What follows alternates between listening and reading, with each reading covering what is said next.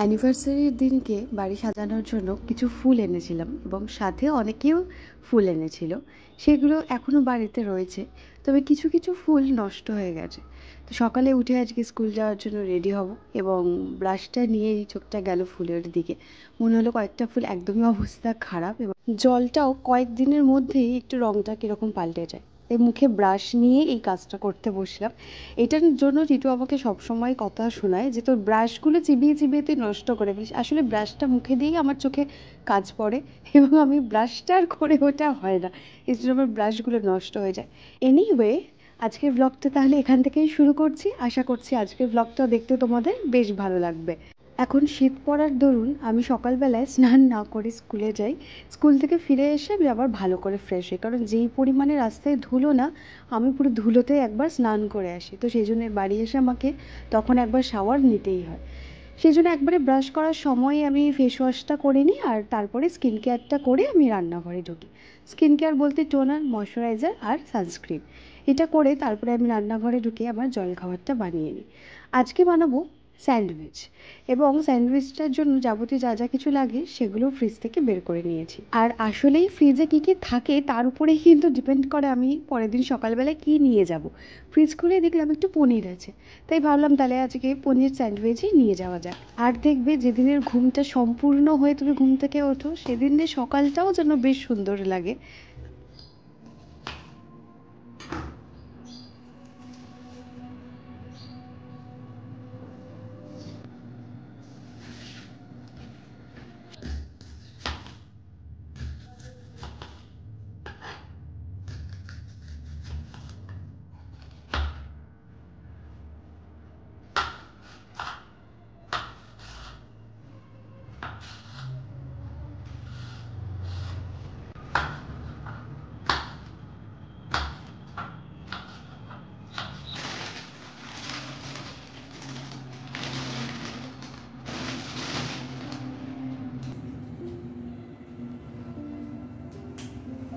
আজকে বেশ হাতে সময় নিয়েই উঠেছি।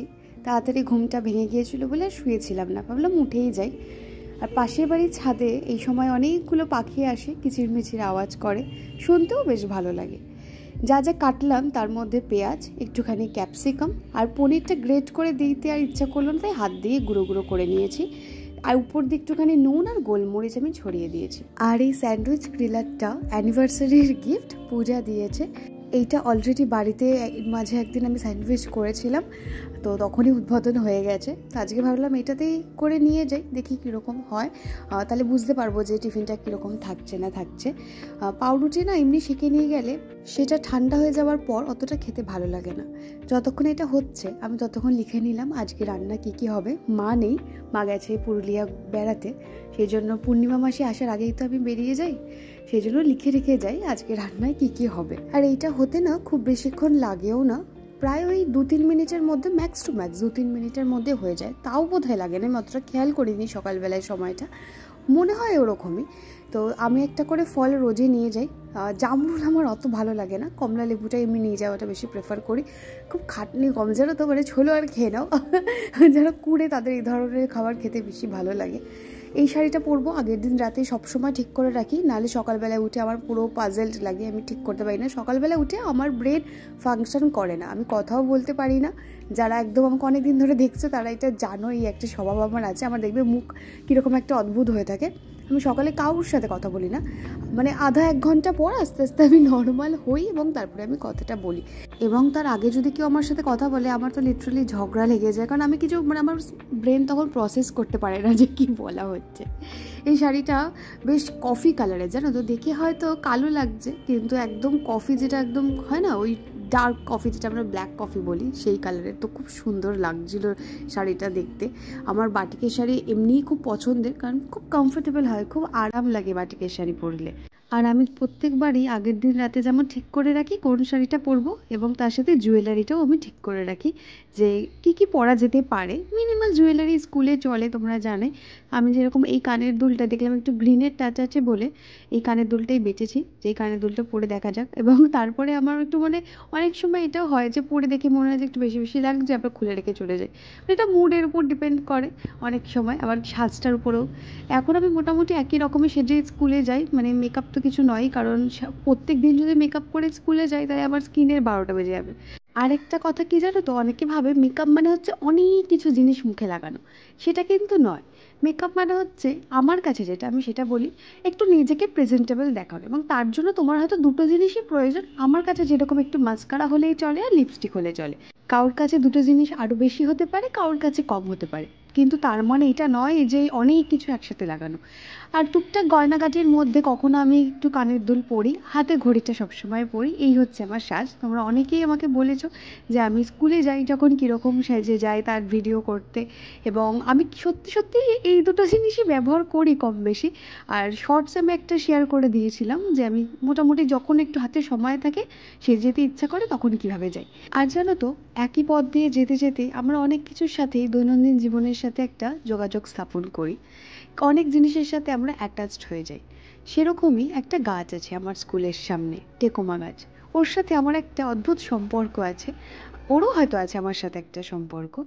রোজ স্কুলে ঢোকার আগে অথবা বেরোনোর সময় আমি এখানে এসে দাঁড়াই, একটা ফুলের চাদর বিছিয়ে রাখে মনে হয়। আর জানো তো, ওর কথাই মনে পড়েছিল সেদিনকে, কত ফুল ফুটেছিল জানো সেদিন, শ্রীতমা ম্যামের আইবুড়ো ভাতের দিন।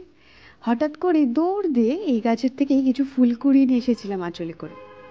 সকালবেলাতে এসব চিপস খাচ্ছিস, এই জন্য তারপরে বমি করবি? কেন সকালে খাচ্ছিস, পরে টিফিনে খেতিস? তারপরে আজকে স্কুলেও অনেক তাড়াতাড়ি চলে এসেছি, এখন না ম্যাজিক আসছে না, সেই জন্য আমাকে টোটো করেই নৈহাটি থেকে আসতে হচ্ছে, এবং টোটোতে হাওয়াও লাগছে, তবে তাড়াতাড়িও চলে আসছি। আর এই যে দেখালাম, এটা আমাদের স্কুলের মন্দির। মন্দিরে প্রণাম করে তারপরে আমি স্কুলে পড়ানো শুরু করি। এটা আমার দৈনন্দিন দিনের একটা অভ্যেস বলতে পারো। তারপরে আমি প্রিন্সিপাল স্যারের রুমে গিয়ে অ্যাটেন্ডেন্স খাতায় সই করি, কারণ একবার যদি টিচার্স রুমে ঢুকে যাই না, আমার মাথা থেকে বেরিয়ে যায় সই করার কথা।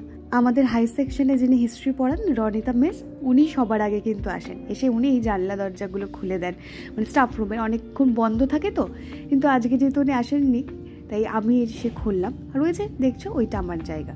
আমার বসার জায়গার সামনে আমি একটা গাছ রেখেছিলাম, সেই গাছটাকে একদিন রোদেও দিয়েছিলাম, জানো মাঝে মাঝে একটু রোদে দিই। সেই গাছটাকে একটা বাচ্চা, সেটা কি দুষ্টু বাচ্চা একটা এসেছে জানো না, সেই গাছটাকে দুমড়ে মুচড়ে একদম ছিঁড়ে ফেলেছে।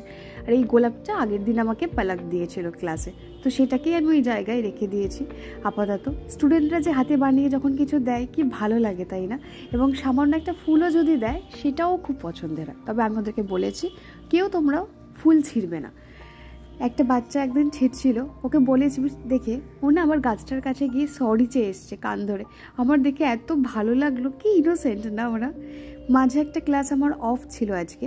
আর পড়াশোনার গতি যা বুঝছি, ফেব্রুয়ারি মার্চের আগে কেউই পড়াশোনায় অতটা মনোযোগ দিচ্ছে না, সবাই কম বেশি একটু ইরেগুলার। এবং কি হয় বলতো, ইরেগুলার হলে ক্লাসটা এগোতে খুব অসুবিধা হয়।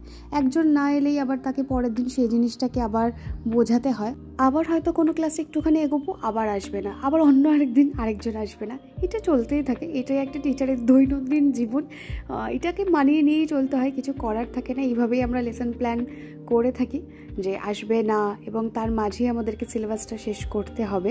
এবং এই যে এসি 1টা না, এটা ভীষণ ডিফিকাল্ট হয়, কারণ ওরা শুরু 2 মাস প্রচণ্ড কামাই করে। 2 দিন পরে স্কুলে একটা অনুষ্ঠানও আছে, সেই জন্য আমি আর রনিতা ম্যাম দুজন মিলে বাচ্চাদেরকে একটা নাচও তোলাচ্ছিলাম।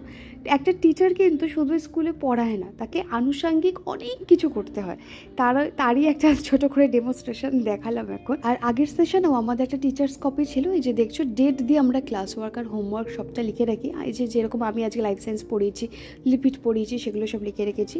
এই টিচার্স কপির একটা ছবি তুলে ওদের যে গ্রুপ আছে সেইখানে পাঠিয়ে দেওয়া হয়, আর এটা করে হচ্ছে সেই ক্লাসের ক্লাস টিচার। আমি যেমন ক্লাস 7-এর ক্লাস টিচার, তো এই টিচার্স কপির ছবি তোলার দায়িত্ব আমার উপরে থাকে। আর এটা করার একটা মেন কারণ হচ্ছে, কেউ যদি ধরো কোনোদিন আসেনি, তাহলে সে ক্লাস ওয়ার্ক আর হোমওয়ার্কটা জেনে যাবে তার ফোনের যে ছবি যাবে সেটা থেকে। রাতে একটু আমি আমার জন্য রান্না করছিলাম, বলতে পারো একটু মি টাইমেই কাটাচ্ছিলাম। আমার এরকম একা থাকতে বেশ ভালো লাগে।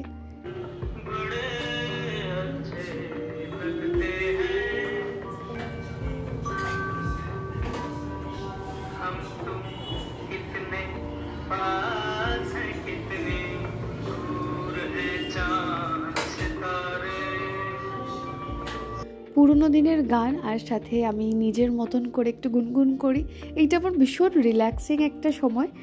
আমি এখন কেটে যেগুলো রাখছি এটা কিন্তু এখন রান্নার নয়, আমি ভাত ভাজাও করবো, আর এটা আমি কালকে টিফিনে নিয়ে যাব বলে সেটা কেটে রাখলাম।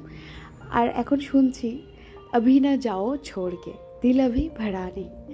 আজকে ভিডিওটা এখানেই শেষ করছি, দেখা হচ্ছে একটা অন্য ভিডিওর সাথে। Till then stay happy, stay bless and always stay positive. Bye by.